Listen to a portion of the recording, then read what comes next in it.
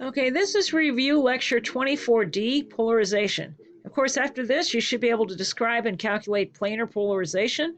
Describe the two most common ways to polarize light. Okay, polarization, what is it? The plane of the electric field vector and the pointing vector is called the plane of polarization. The pointing vector, of course, points along the direction of wave travel. So this plane here, delineated by this y and x, is a plane of polarization. The electric field in the figure to the upper right oscillates vertically, so this wave is vertically polarized. The electric field on the lower figure oscillates horizontally, so it's horizontally polarized. It always follows the direction of the electric field. Light can be polarized at any angle, but the most common form of polarization in nature is unpolarized, that is, randomly polarized. It can also be partially polarized. Okay, now how do we represent polarized light?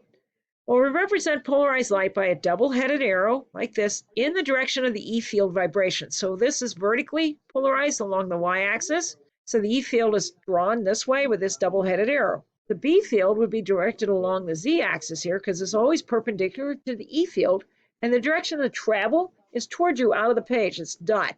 That's the head of the arrow coming at you out of the page. So, for example, the vertically polarized light is represented by a vertical double arrow. Remember, the B field is perpendicular to the E field. Horizontal in this example is both the E and B fields are mutually perpendicular to the wave's direction of travel along the x-axis out of the page toward you in the lower figure. Now, for unpolarized light, the E field vibrates in every single direction randomly. And we can either represent this like this with a lot of double-headed arrows, but that's way too much work. Instead, all we need to do is pick two directions perpendicular to each other and make the lengths of these arrows exactly the same. So it's just like breaking the E field vectors into components and adding them all up to find the X components and the Z components. For unpolarized light, the length of the two double-headed arrows would be equal. And do remember the B field is always perpendicular to the E field at all times, but so that means it's also randomly vibrating in every direction, but they're always perpendicular to each other. So both the E and B fields are mutually perpendicular to the wave's direction of travel along the x-axis out of the page toward you in the figure. So they're coming right at you out of the page. That little dot there in the center is the head of the arrow. Now, in partially polarized light, the E field will vibrate in every direction randomly, but it still has a preferred direction. And we represent this with two perpendicular arrows, double-headed arrows of unequal length. The longer arrow will be in the direction of the slightly preferred direction. So in this case, that would be the vertical direction. Now, unpolarized light can be turned into polarized light. There are two ways of doing this. The most common way is to send unpolarized light to a polarizing filter, otherwise known as a Polaroid. And you can buy these in any drugstore. You can buy these in Myers. They're called polarizing sunglasses. This is how they work. So for visible light, the polarizing sunglasses, the plastic lenses, consist of a plastic sheet composed of parallel aligned long molecule polymers, that's plastic, chemically treated to conduct electricity. As the light wave travels through the plastic, the electric field components parallel to the polymer grid drive the conduction electrons along the molecules, absorbing the parallel E field's energy.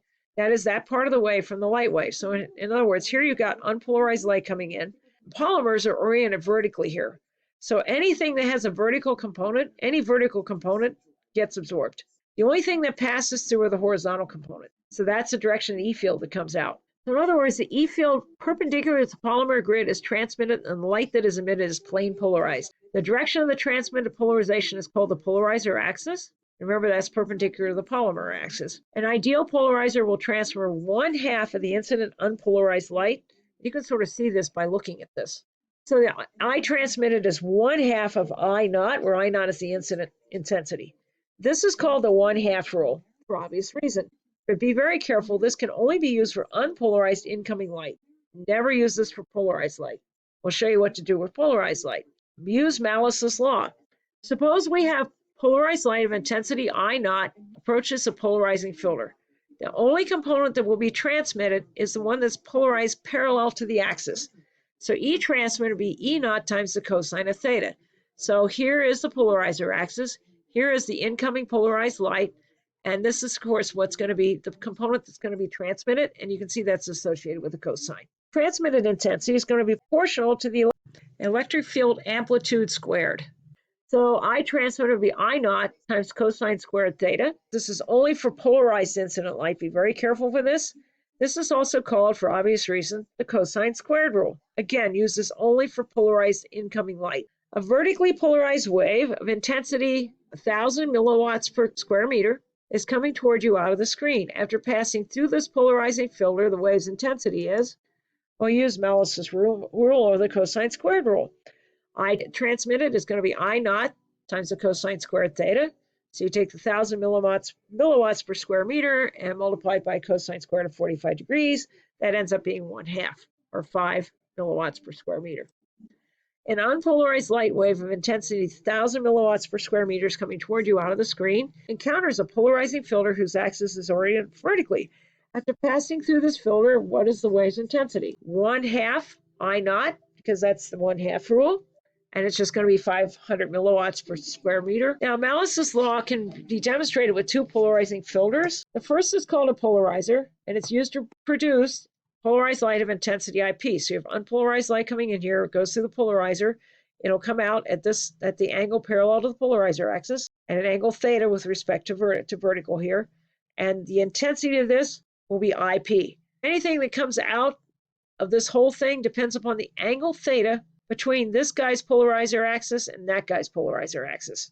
IP coming out here will be 1/2 I. Rise the intensity, original intensity, the unpolarized light. That, of course, is the 1/2 rule. Then you have to use the cosine squared rule to figure out what comes out of the analyzer. So IA is going to be IP cosine squared theta. Of course, we can substitute this in. It'll be 1/2 I cosine squared theta. Now, you can see what's going to go on here. The cosine of 90 degrees is 0. The square of 0 is 0. If these two are at right angles to each other, that's what they call cross polarizers, and nothing comes out. So a polarizer is placed in the path of unpolarized light, and an analyzer is then placed in the light coming from the polarizer with its polarizing axis and angle 90 degrees with respect to the polarizer's axis, an arrangement called cross polarizer. How much of this incoming light is transmitted? And you can sort of see that here. Here's when the two axes are parallel to each other. Here's when they're at some angle, 45 degrees. Here's when they're crossed. So the axis of this polarizer is crossed with the axis of that one. Perpendicular. Okay, the physics of this is polarizers, the unknowns and knowns. Theta is 90 degrees, IA equals, we don't know. So we need IA is 1/2 I cosine squared theta. Of course, we're going to have 90 degrees here, so it's going to be 0. So all of the incoming light is absorbed by the filters. 1/2 is absorbed in the polarizer, the other half is in the analyzer, so nothing comes out.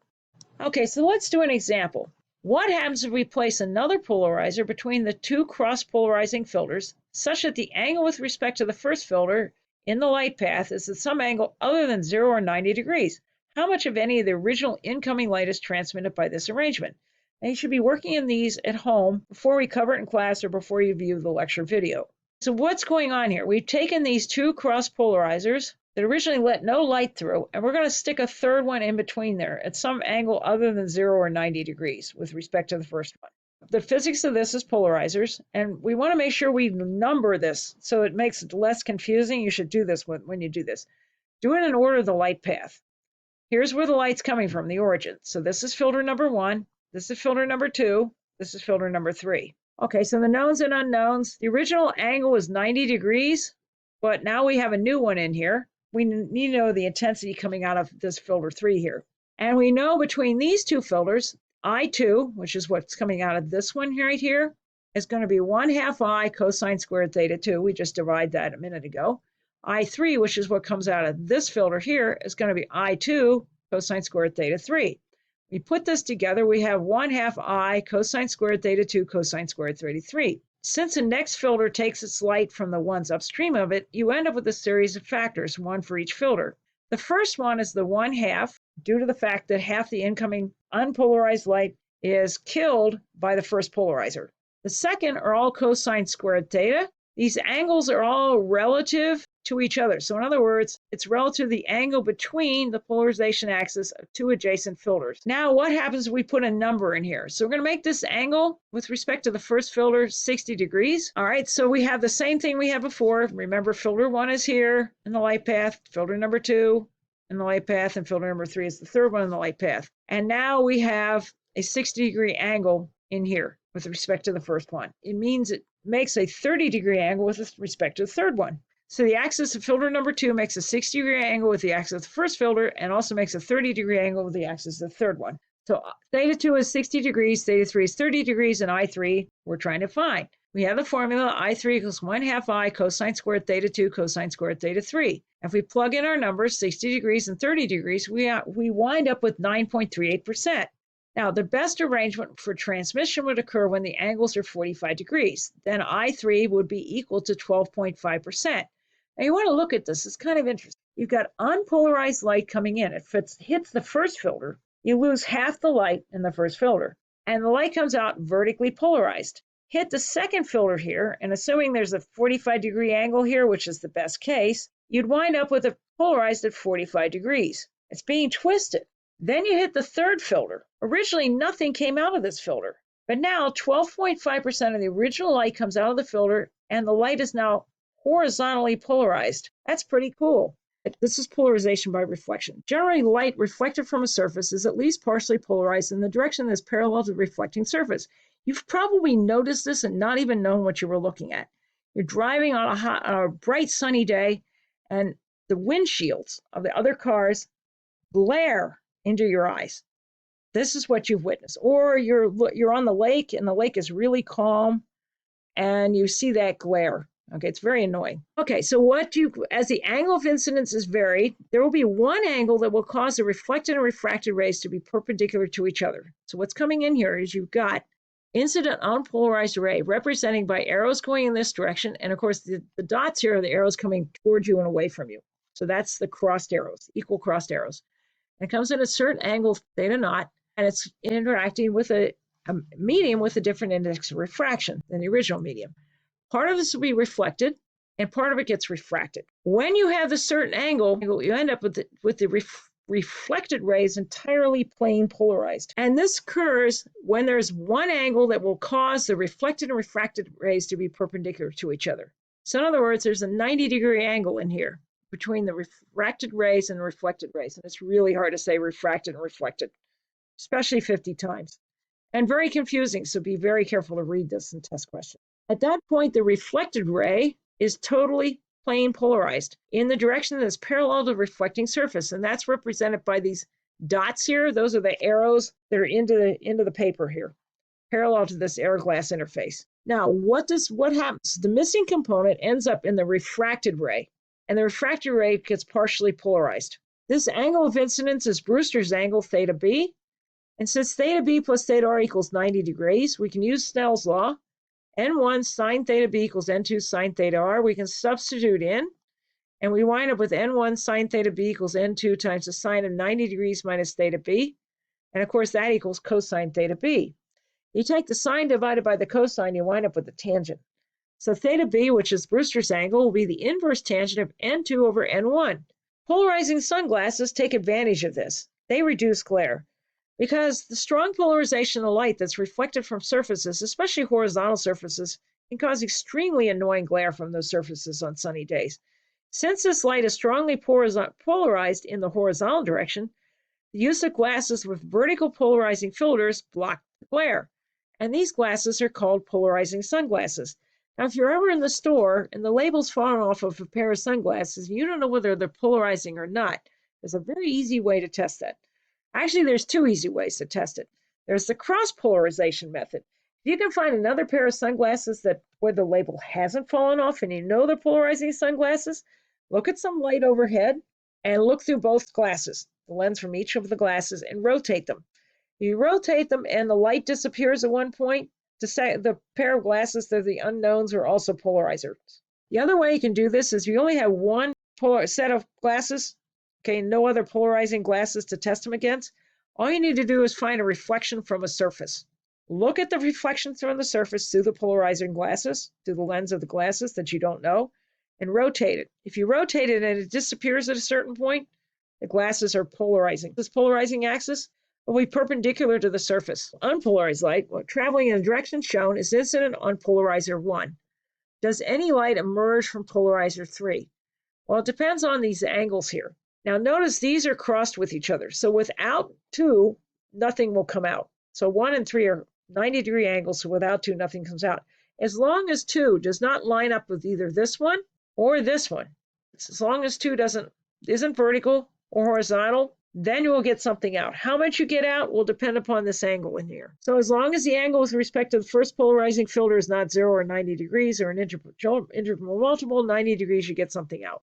A beam of unpolarized light is directed at a liquid within a transparent container. When the light strikes the air-liquid interface, Jason observes that the reflected ray and the refracted ray are perpendicular to one another. Investigating, Jason places a polarizer in the path of the reflected ray. What does Jason observe when the transmission axis of the polarizer is perpendicular to the surface of the water? What's going to be happening is the light bouncing off the water is going to be plane polarized in the horizontal direction. And he's going to be observing this. He's doing this at Brewster's angle because the reflected ray and the refracted ray are perpendicular to one another. So what he's going to do is, as he rotates his polarizer, he's going to notice that the light will disappear at some point. So eventually no light will be transmitted to the polarizer. When the reflected and refracted rays are perpendicular, you are at Brewster's angle. The reflected light will polarize parallel to the reflecting surface, okay, which is horizontal. And that, of course, is perpendicular to the polarizer, so no light gets transmitted. Now, unpolarized light from a laser is directed toward a horizontal flat sheet of glass mounted on a stand as shown. Some of the light that reflects from the sheet passes through a polarizer with a vertical transmission axis. Any light that passes through the polarizer may be observed on the wall, and Andrew is going to vary this angle of incidence. Of course, well, that will also equal the angle of reflection of the laser light. What will Janet observe? She's standing over here as Andrew gradually varies theta from 80 degrees to 40 degrees. The refractive index for glass is 1.5. So you want to find Brewster's angle. So you take the inverse tangent of N2 over N1, and of course N2 is 1.5 and N1 is the air, so it's 1. And the inverse tangent of 1.5 is 56 degrees. So when this laser goes through about 56 degrees, the light will not go through this polarizer at all, so it'll disappear at that point. At other angles, it'll partially get through, because it'll only be partially plane polarized. Thank you.